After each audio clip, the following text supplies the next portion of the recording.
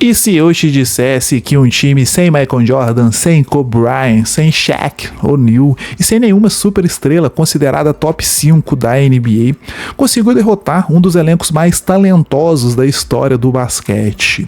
Um time formado por jogadores desacreditados, rejeitados por outras franquias e que ninguém colocava entre favoritos ao título de campeão da NBA. Mas eles tinham algo que ninguém conseguia medir nas estatísticas, uma mentalidade inquebrável. Essa é a história do Detroit Pistons de 2004, um dos campeões mais improváveis, coletivos e respeitados da história da NBA, guys. Eu sou o Leonardo, você está no canal Hora do Basca. Hoje a gente vai falar, do título de campeão da NBA para cima do time dos Los Angeles Lakers. Detroit Pistons versus Los Angeles Lakers de Kobe Bryant, Shaq O'Neal, onde o time do Detroit Pistons botou o pau na mesa e pediu para eles medir. Média aí, foram campeões da NBA, guys. Bora falar dessa história? Let's go!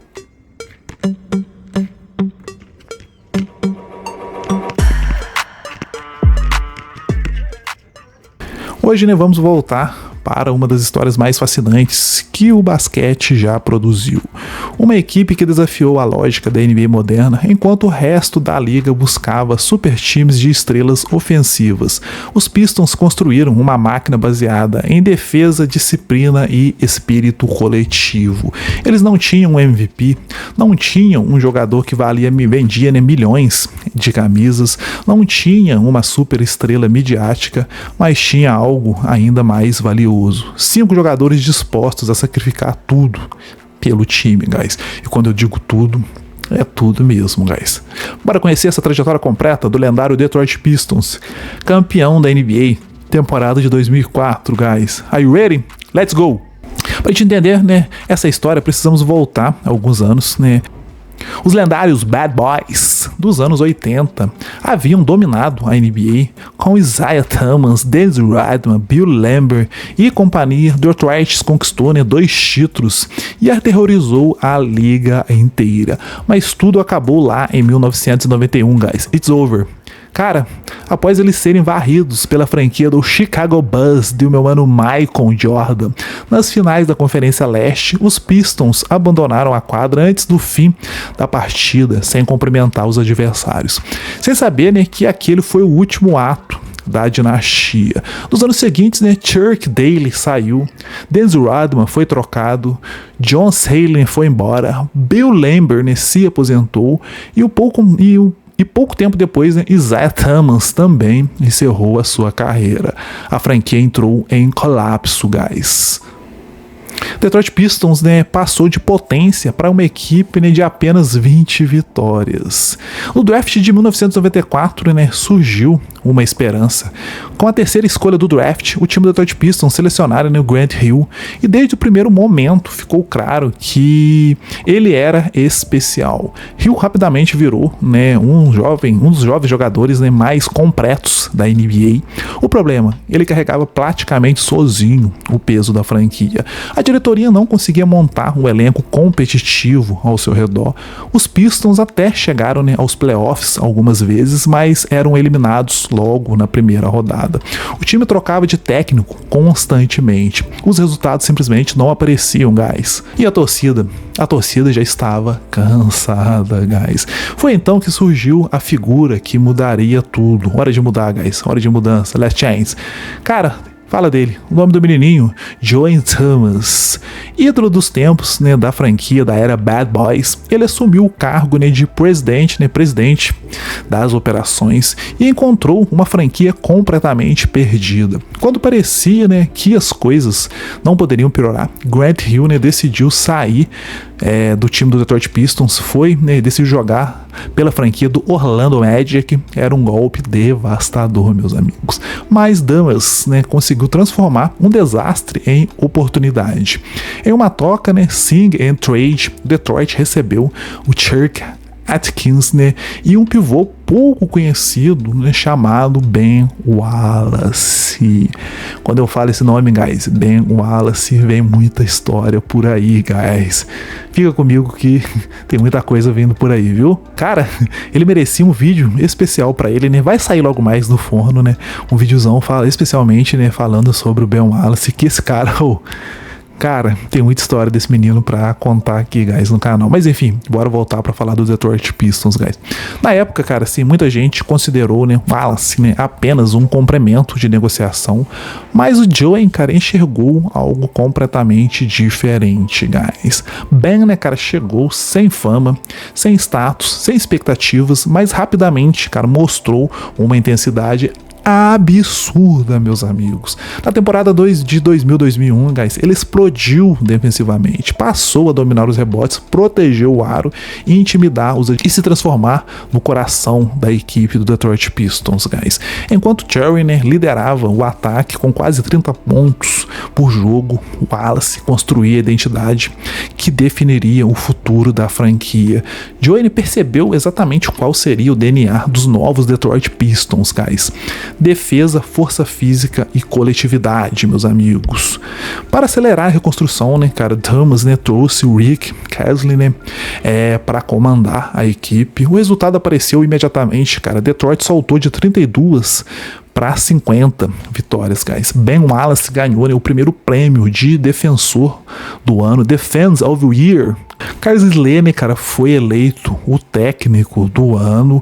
Os Pistons voltaram a ser respeitados, mas ainda faltava, guys, talento. Foi aí, né, que o Joey começou a montar, assim, digamos, uma obra-prima. Primeiro, né, guys, ele contratou, né, o Billups, né, cara. Na época, Billups, né, já havia passado por 4 equipes diferentes, né. Muitos o consideravam, assim, simplesmente, cara, uma decepção. Pô, o cara passou por 4 equipes diferentes, cara. Pô, não dá, né? Pô, não dá, né, cara? Não dá. Mas o Detroit Pistons acreditou no menino, acreditou que daria certo, guys. Depois, né, cara, da chegada do Billups, né, o time ainda, né, trocou o Jerry Stackhouse, né, por Rip Hamilton, cara. Um jogador perfeito para um sistema coletivo, guys. Um carinha aí, né, incansável, inteligente e extremamente eficiente sem a bola. Além disso, né, o Detroit Pistons selecionou, né, o Price no draft, né, cara, um jogador magro, silencioso e subestimado. Mais uma peça rejeitada, mais um acerto gigantesco, meus amigos. Em 2003, guys, os Pistons já eram uma das melhores equipes da Conferência Leste, mas ainda faltava algo, né, guys? Faltava alguma coisinha ali, né? O que será? Após 2 campanhas seguidas, né, de 50 vitórias, Joey, cara, tomou uma decisão chocante, meus amigos. Ele simplesmente demitiu Rick Casley, né, cara, e contratou o Larry Brown, guys, um dos técnicos mais respeitados da história da NBA. A mudança, né, elevou ainda mais o nível ofensivo da equipe. Mas a peça definitiva chegou, guys, em fevereiro de 2004, cara. Rasheed Wallace, né, cara, um dos jogadores mais talentosos da NBA, guys, e também um dos mais, né, temperamentais. Assim, quando o Chet, né, chegou, tudo se encaixou perfeitamente nesse Detroit Pistons. Com Rasheed Wallace, né, Detroit virou uma fortaleza, né? Os Pistons terminaram a temporada vencendo 20 dos últimos 24 jogos. Em determinado momento, né, eles conseguiram algo praticamente impossível na NBA moderna, guys. Seguraram 5 adversários consecutivos abaixo dos 70 pontos. E quando eu digo impossível, guys, porque, né, como muito já se viu, né, nessa NBA moderna a gente tem um alto volume, né, de arremessos de 3 pontos, né, e praticamente a maioria dos jogos, né, todos os jogos da NBA hoje em dia passa dos 80 pontos, né. Então, eles segurar, né, 5 franquias abaixo dos 70 pontos é um mérito absurdo defensivo desse time, guys. Então, com certeza, né, era uma defesa histórica, uma das maiores, né, já vistas. Eles chegaram nos playoffs voando, meus amigos. Primeiro eles eliminaram, né, a franquia do Milwaukee Bucks, depois enfrentaram o New Jersey Nets, né, do Jason Kidd, né. Só um complemento aqui, guys, essa franquia do New Jersey Nets, né, agora é conhecida como Brooklyn Nets, só que na época lá, né, ela se chamava New Jersey Nets, beleza? Então, cara, foi uma série extremamente difícil, mas o time do Detroit Pistons venceu. Na final, né, da Conferência Leste veio o time do Indiana Pacers, um outro duelo físico e brutal, né. Foi nessa série, né, que aconteceu um dos lances mais famosos dos playoffs, guys. O toco, né, do Price pra cima do Reg Miller, guys. Uma jogada que simbolizou toda a identidade daquele time, guys. Defesa, esforço Sacrifício, guys, e finalmente os Pistons estavam nas finais da NBA, guys. E assim, cara, nessas finais, né, do outro lado estava o time do Los Angeles Lakers, né, e segura só, guys, Los Angeles Lakers da época, hein, tinha o menininho Shaquille O'Neal, Kobe Bryant, Gary Payton, Karl Malone, guys. Assim, cara, talvez no elenco mais estrelado da NBA naquele momento.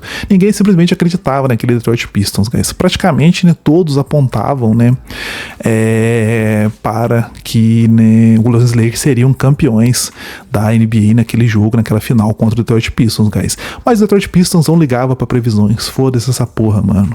Logo no primeiro jogo, né, guys, ficou claro que algo, né, assim, diferente estava acontecendo. Os Pistons controlaram, né, o ritmo, neutralizaram Kobe Bryant, né, cara, limitaram o ataque dos Los Angeles Lakers e roubaram uma vitória em LA. No jogo 2, Kobe, né, salvou o time dos Los Angeles Lakers com uma bola absurda, mas o Detroit Pistons já tinha conquistado o mando de quadra. Quando a série foi para Detroit, guys, veio um massacre, né, o Detroit Pistons meteu 88, né, uma das maiores humilhações já vistas em finais de NBA. A torcida simplesmente gritava: superfaturados, superfaturados. No jogo seguinte, né, o Wallace dominou e os Pistons abriram 3-1 para cima dos Los Angeles Lakers, guys. No jogo 5, o Ben Wallace foi monstruoso, 18 pontos, 22 rebotes e uma atuação lendária, guys. O Detroit Pistons fechou a série 4-1 contra um time que tinha Kobe Bryant e Shaquille O'Neal. Billy Lupes, né, foi eleito MVP das finais da NBA, mas a verdade é que aquele título não teve apenas um herói. Foi uma conquista coletiva, né? Billy Lupes, Rip Hamilton, Price, Rasheed Wallace, Ben Wallace, os famosos Five Guys. 5 jogadores que provaram que o basquete continua sendo um esporte coletivo. Os Pistons ainda voltariam às finais da NBA em 2005, chegaram a 6 finais de conferências consecutivas e permaneceriam, né, entre as potências da NBA por muitos anos. Mas nada, né, supera o que fizeram lá em 2004, guys, porque aquele time mostrou algo raro. Mostrou, né, que a química pode superar, né, talento, que a disciplina pode vencer estrelas e que uma equipe única pode derrubar gigantes.